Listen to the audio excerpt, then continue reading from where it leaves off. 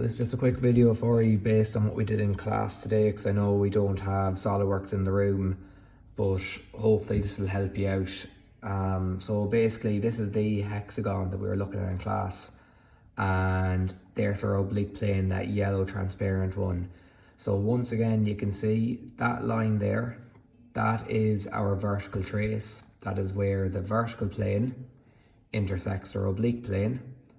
And then this line here, that's our horizontal trace. So that's where our horizontal plane meets our oblique plane.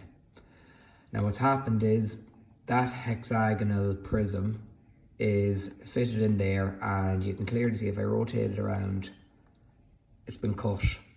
So you can see there, all of that part there is going to be completely removed, and whatever is left behind that then is what we're going to see left behind.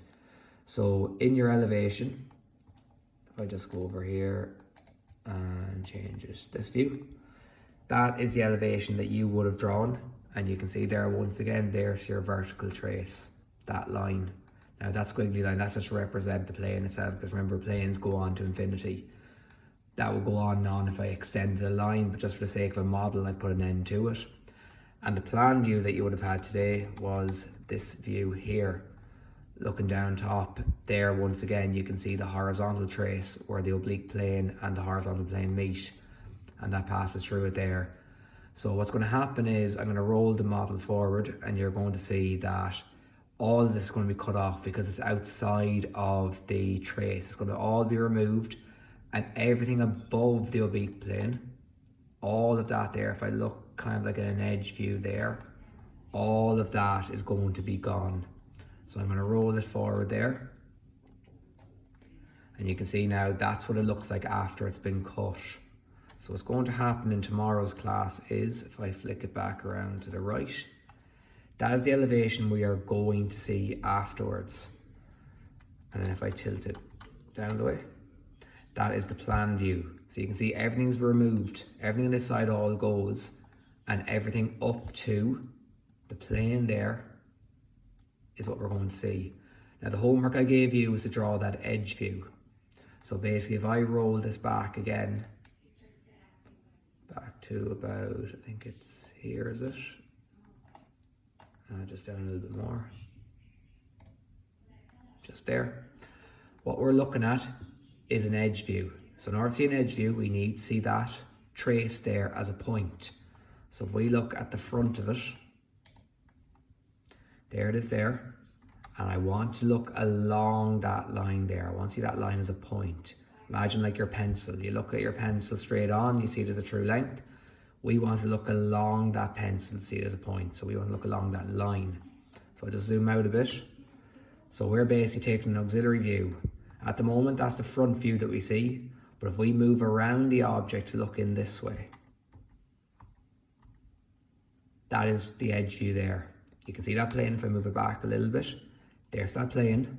But now what's happening is we're looking at that plane as an edge view. We now see that plane as a line.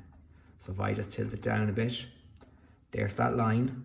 What we're now seeing that line is if I click on it, just click on it there again, that line, it's kind of hard to see if I zoom in, it appears as a point, and we get the edge view of the plane.